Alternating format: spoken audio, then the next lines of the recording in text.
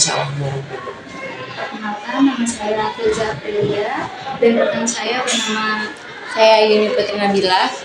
Kami berdua mahasiswi dari program studi pendidikan guru sekolah dasar dari Universitas Muhammadiyah Profesor Dr. Hamka.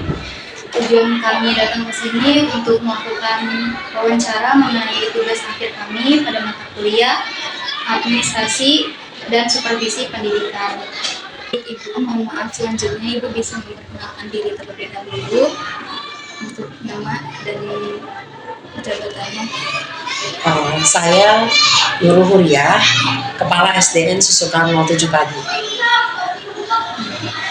Jadi langsung saja mulai pertanyaannya Ibu. Sudah berapa lama Ibu menjabat sebagai kepala sekolah di SD Susukan 07 Pagi ini?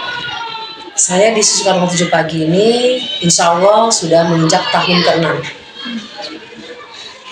Apakah semua guru sudah memiliki perangkat pembelajaran?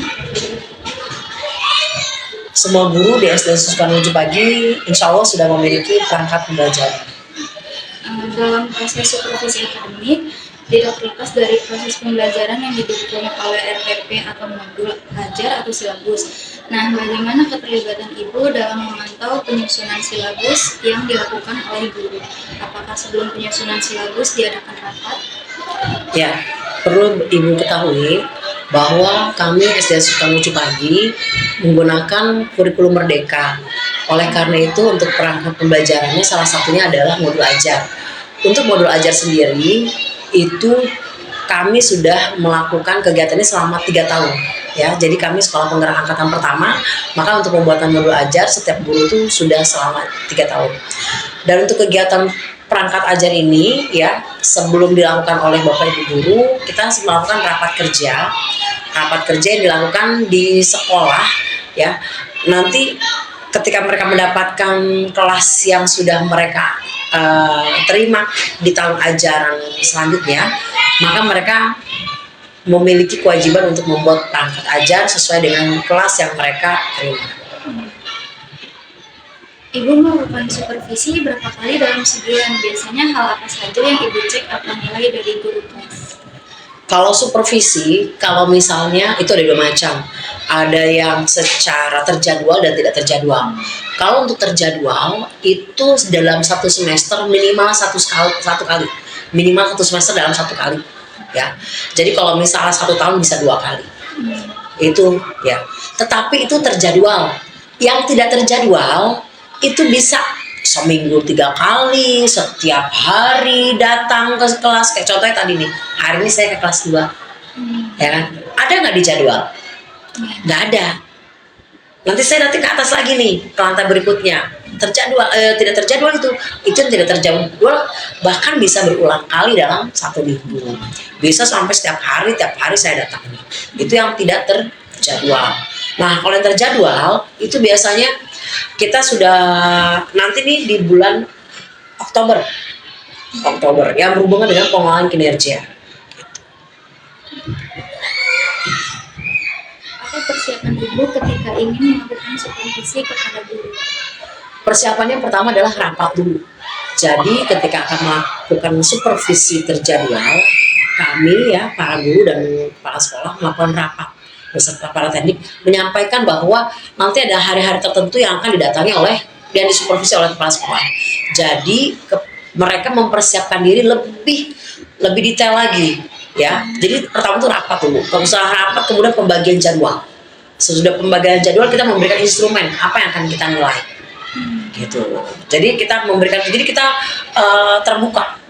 Jadi nggak diumpetin nilainya bagaimana nih, enggak, kita terbuka sesuai dengan yang kita sampaikan, maka apa yang kita sampaikan mereka akan berusaha untuk memenuhi itu. Idealnya karena sudah sering dilakukan ya, maka mereka sudah mempersiapkan. Bagaimana Ibu memberikan motivasi kepada guru-guru dalam proses pembelajaran? Motivasi diberikan kepada guru pertama memang dari model ya, dari kepala sekolah dulu. Kalau istilahnya kepala sekolah memberikan contoh bagaimana cara mengajar yang baik, bagaimana pembelajarannya, perangkat ajar yang ideal seperti apa, insya Allah Bapak Ibu guru akan mengikuti. Kebetulan di sini ya tidak hanya kepala sekolah yang jadi role model, ada beberapa guru yang sudah dijadikan role model, bahkan sampai tingkat kecamatan juga ada. Apakah sekolah pernah menyelenggarakan atau mengikuti pelatihan, seminar, workshop terkait pembelajaran di kelas? Sekolah dalam hal ini ya, kami memiliki komunitas belajar. Di sekolah Sukarno 7 Pagi memiliki komunitas belajar namanya Sujud Taktis. Ya, artinya itu dilakukan setiap minggu, setiap minggu di hari Jumat kita mengadakan kegiatan komunitas belajar. Itu bisa berupa praktik baik, getok kelar tentang pengalaman, juga tentang materi-materi. Ya, itu yang di tingkat sekolah. Adapun kita sendiri ya, kami para guru dan kepala sekolah pernah juga memberikan hal-hal yang berhubungan dengan perangkat ajar di wilayah kecamatan. Contohnya saya kemarin membicarakan tentang perangkat ajar, penyusunan perangkat ajar di kegiatan BIMTEK IKM Kecamatan Ciracas. Sebelumnya Ibu Guru, Ibu Asri, Pak Ecep nih hari ini nih, Pak Ecep dan Pak Iqbal insya Allah akan ke SDN Rambutan 6, akan membicarakan tentang perangkat ajar, penyusunan perangkat ajar ya, dan penerapan P5 di SDN Rambutan 06. Jadi di sini Bapak Ibu gurunya alhamdulillah kita sudah penimbasan ke sekolah-sekolah lain. Bagaimana kepala sekolah merencanakan untuk terus memantau dan mengevaluasi keberhasilan dalam menangani permasalahan di sekolah? Kepala sekolah dalam hal ini tidak bisa bekerja sendiri. Ya, kami memiliki tim untuk dalam hal penilaian. Jadi kepala sekolah membentuk tim, ya. Tim ini sebagai mengevaluasi dari kegiatan-kegiatan yang ada pada guru. Saya berharap ya ini menjadi keberlanjutan. Jadi kepala sekolah itu membentuk tim di dalam hal ini. Bagaimana tanggapan Ibu terhadap supervisi yang dilakukan? Tanggapan saya tentang mengenai supervisi sangat bagus. Bahkan supervisi di semester 1 ini ya integrated dengan pengelolaan kinerja. Jadi perlu diketahui ya bahwa guru-guru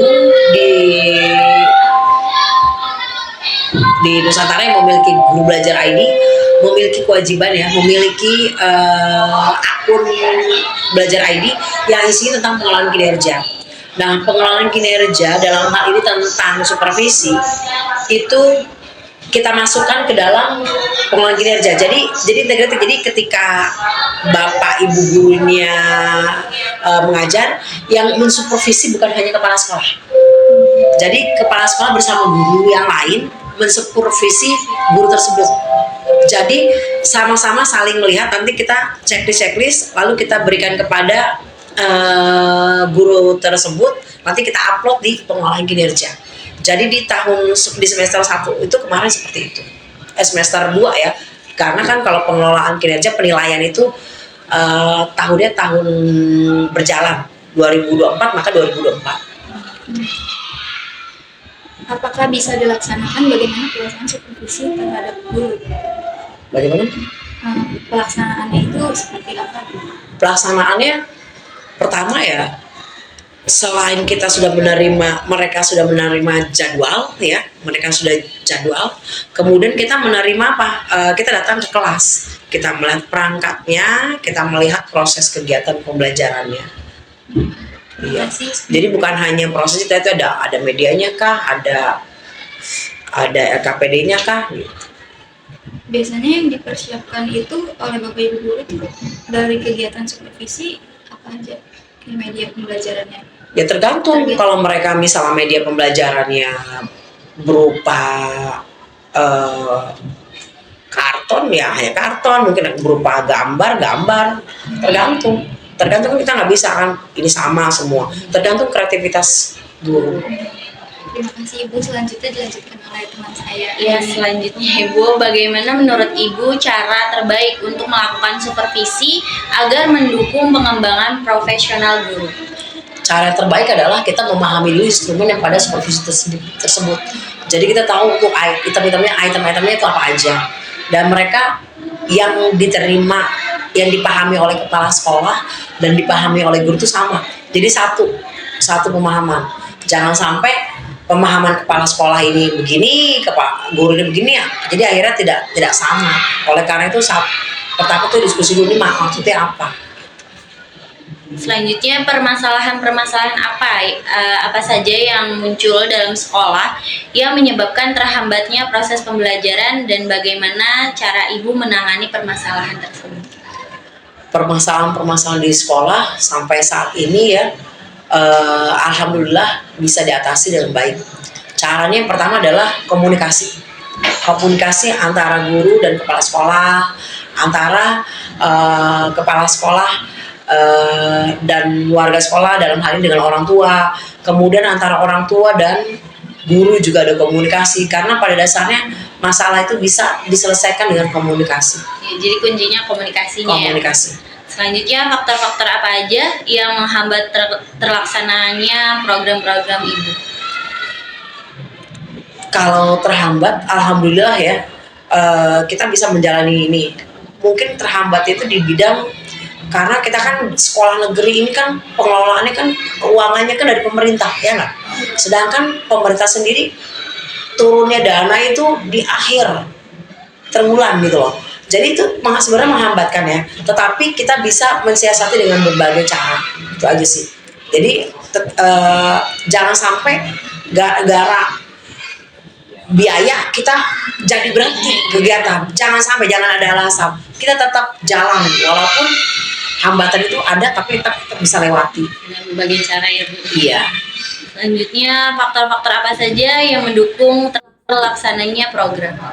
Satu, solid ya, guru, kepala sekolah, orang tua murid solid. Itu udah solid, pasti berjalan dengan lancar. Satu ada yang lemes aja, kepala sekolahnya lemes, udah semuanya. Tapi kalau semuanya kepala sekolah percaya dengan gurunya, guru percaya dengan kepala sekolahnya, orang tua percaya sama sekolah, insya Allah sih kegiatan berjalan dengan lancar. Selanjutnya, apakah program tersebut sudah berhasil untuk mengatasi masalah pembelajaran pada siswa? Saya memperjelas ya. Jadi dengan adanya supervisi, maka terlihatlah bagaimana cara pembelajarannya. Maka ketika ada anak yang misalnya laporannya kurang segala macam, kita bisa lihat, oh mungkin ibu kurang di sininya. Jadi kita refleksi. Kebanyakan orang tuh refleksi malah menyalahkan. Contohnya gini, saya misalnya guru di kelas, ada anak yang tidak menyimak, ya. Kalau misalnya refleksi, guru itu akan berkata, bagaimana caranya supaya anak tersebut menyimak. Bukan menyalahkan, anak itu malas menyimak. Jadi dia ke anak, tapi kalau refleksi itu ke diri sendiri, ke guru. Nah, dengan supervisi ini ya kita timbulkan nih refleksi diri. Dari gurunya dapat, dari kepala sekolah juga dapat. Jadi kalau misalnya nggak ada barang-barang, mungkin kepala sekolah lupa nggak ngeluarin dana buat spidol dan sebagainya, itu kan refleksi kan, jadi kurang mungkin nih. Jadi itu bagian dari perbaikan yang di sekolah tersebut gitu loh. Jadi satu sih refleksi sih gitu, baik dari guru maupun dari kepala sekolah. Kalau kepala sekolah berarti sekolah ya. Selanjutnya yang terakhir, bagaimana harapan Ibu ke depannya untuk administrasi dan supervisi di sekolah ini? Kedepannya semoga administrasi ini menjadi memang ideal untuk menjadi pedoman bagi para guru dalam pembelajaran. Dan untuk supervisi, semoga ini juga tidak memberatkan bagi Bapak Ibu guru. Tapi saya rasa karena ini bagian dari proses penilaian, kita sebagai pimpinan ya mendukung apapun yang disampaikan oleh pemerintah. Jadi harapan saya sih semoga supervisi itu malah menjadi pemacu bagi bapak ibu guru untuk merefleksi, memperbaiki, ya nggak? Itu kan bahan kapan lagi nih kita memperbaiki, ya nggak? Itu sih saya rasa seperti itu.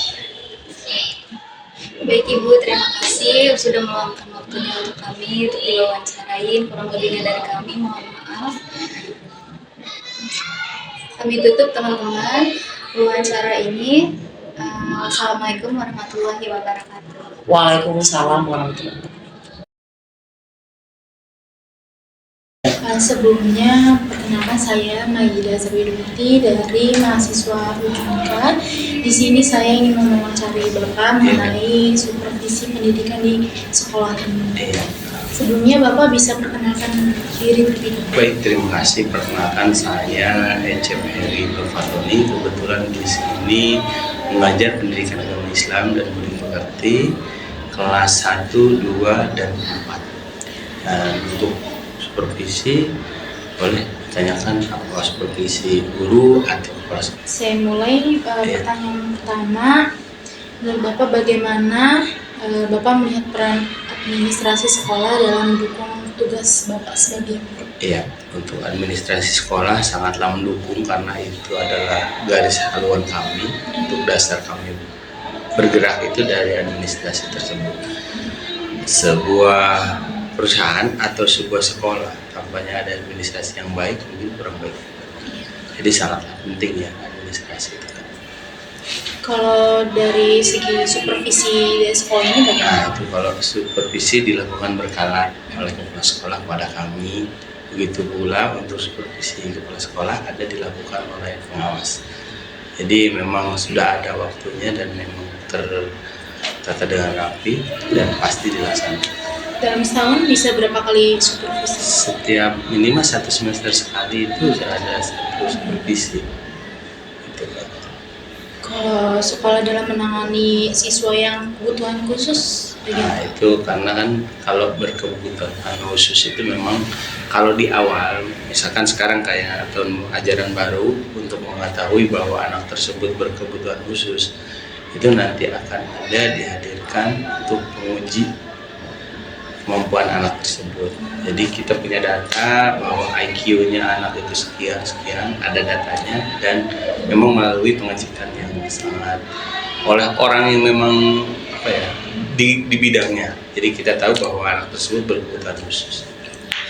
Kalau bagian administrasi sekolah ini mendukung penggunaan teknologi dalam proses belajarnya bagaimana? Apakah baik? Iya, baik sekali karena alhamdulillah kemarin juga dapat bantuan Chromebook ya.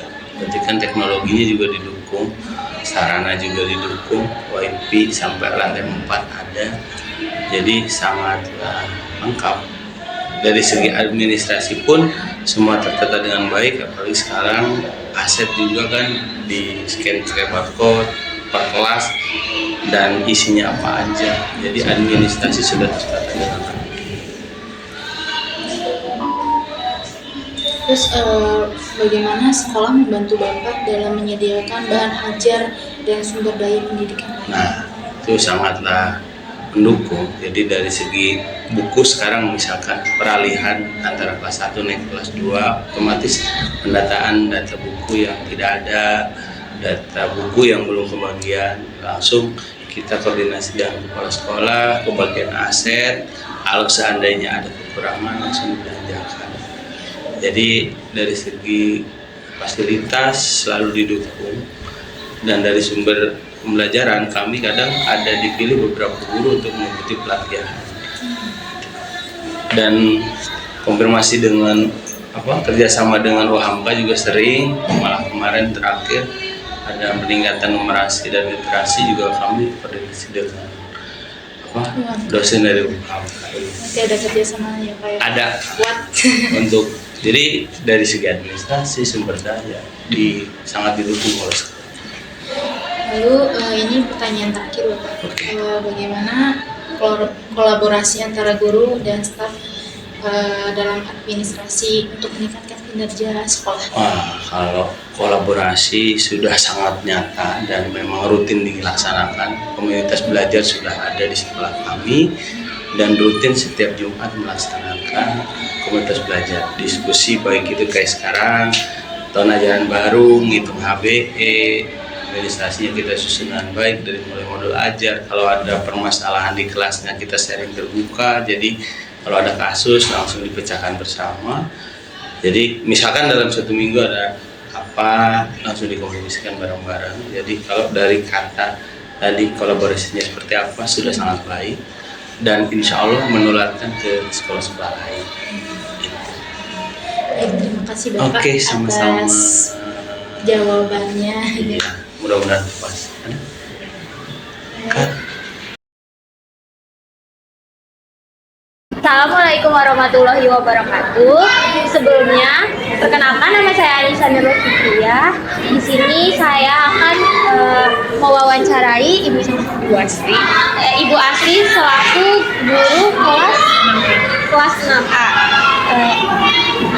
Sebelumnya kami dari kelompok 7.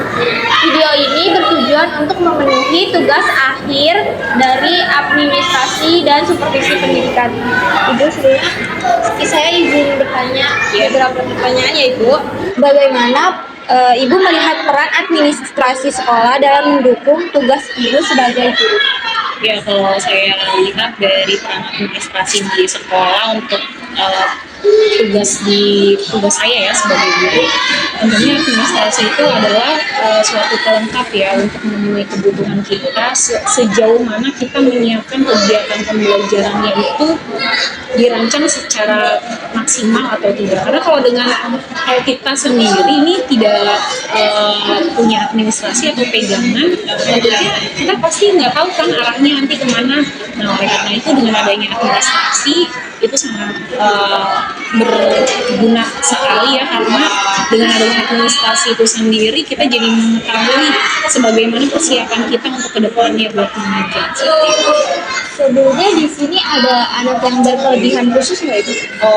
Peserta didik berkebutuhan khusus di kelas saya ada berkebutuhan khusus, ada 2 anak. Lalu di sini bagaimana sih bagaimana administrasi sekolah memfasilitasi anak yang berkelebihan khusus itu? Kalau misalnya untuk yang selama ini karena PDBK ya, sebutannya kan PDBK itu sendiri kan memang anak yang bisa dibilang spesial ya kayak, karena kalau misalnya kaitannya dengan administrasi, tentunya dari guru itu kan perlu adanya yang namanya asesmen diagnostik terlebih dahulu. Asesmen diagnostik itu untuk mengetahui kemampuan atau kebutuhan belajar apa yang mereka butuhkan selama ini. Jadi kalau misalnya selama ini sekolah itu sudah memfasilitasi dari segi sarana dan prasarana, karena kan memang kita tidak boleh membeda-bedakan kan antara anak yang berkebutuhan khusus ataupun yang biasa saja. Terus kalau di sekolah ini bagaimana administrasi sekolah mendukung penugasan teknologi dalam proses pembelajaran? Kalau untuk sejauh ini administrasi yang di sekolah dengan adanya sarana yang sudah memenuhi ya di sekolah ini, alhamdulillah untuk dari segi teknologinya semuanya sudah mendukung di dalam proses pembelajaran. Hanya kita saja sebagai guru bagaimana kita mengaplikasikan teknologi tersebut, memanfaatkan teknologi tersebut. Jadi kalau dari sarplasnya sudah ada, sudah memenuhi di sekolah, berarti kan otomatis gimana gurunya untuk memanfaatkan dari teknologi tersebut yang digunakan. Di sekolah ini tuh supervisinya sebagai guru itu berapa kali dalam 1 semester atau berapa? Jadi kalau misalnya untuk supervisi itu sendiri, memang ada momen-momen di mana penilaian itu memang harus dilakukan. Nah, kalau misalnya untuk minimal itu bisa sampai 1-2 kali Dalam 1 semester? dalam 1 semester ya. Tapi kalau misalnya memang di dalam 1 semester itu cukup satu kali diadakan, itu yang penting dalam 1 semester itu ada. Kalau persiapan Ibu dalam menyiapkan supervisinya Kalau untuk menyiapkan dalam supervisi pembelajaran, tentunya saya biasanya menggunakan modul ajar terlebih dahulu, karena dari modul ajar itu kita akan mengetahui rencana yang akan kita lakukan di kelas. Dari modul ajar itu juga di dalamnya itu kan lengkap ya Kak ya. Kalau modul ajar itu ada asesmennya, kemudian kegiatan pembelajaran seperti apa, evaluasinya seperti apa. Jadi sudah mencakup semuanya dari materi, kemudian media pembelajaran, video pembelajaran itu sudah dicantumkan di dalam materi. Lalu bagaimana sekolah mendukung ibu dalam menyediakan bahan ajar dan sumber daya?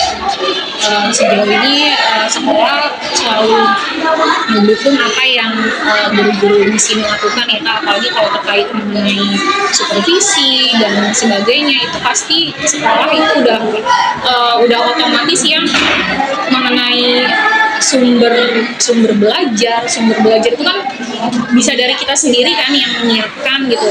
Kalau misalnya untuk dari dukungan dari sekolah sendiri pasti selalu support, jadi apapun kegiatannya yang berhubungan dengan kegiatan pembelajaran di kelas itu pasti diberikan dukungan. Terus bagaimana kolaborasi ibu antara guru dan staf administrasi untuk meningkatkan kinerja kerja ibu? Untuk kolaborasinya sendiri tentunya kita harus diskusi dulu ya Kak. Jadi hal-hal yang berkaitan dengan administrasi itu kita nggak bisa ya hanya berdiri sendiri, beriringan sendiri gitu. Karena kalau misalnya kita yang namanya sekolah kolaborasi dengan staf ataupun dengan rekan sejawat mengenai administrasinya, entah itu nanti kita membuat tim, misalnya saya yang A, yang kemudian ada yang B, paralelnya nanti kita kolaborasi nih untuk tugas yang kita buat mau seperti apa, itu kan juga termasuk pengadministrasian ya Kak. Terus yang terakhir nih Bu, apa yang Ibu harapkan dari supervisi pendidikan untuk membantu meningkatkan kualitas kurikulum pengajaran Ibu? Yang saya harapkan ya, jadi kalau untuk kedepannya mengenai supervisi ini lebih dimaksimalkan lagi, karena dengan adanya supervisi kita menjadi mengetahui seberapa kesiapan kita dalam melakukan proses pembelajaran di kelas. Jadi harapannya lebih ditingkatkan lagi dari kompetensi gurunya sendiri, kemudian kerjasama juga perlu ditingkatkan terus agar nantinya di dalam kegiatan pembelajaran dapat berjalan. Terima kasih ya Ibu atas waktunya. Ya, Maaf kalau saya mengganggu pembelajaran Ibu. ya. Segitu aja teman-teman, kurang lebihnya mohon maaf. Wassalamualaikum warahmatullahi wabarakatuh. Terima kasih.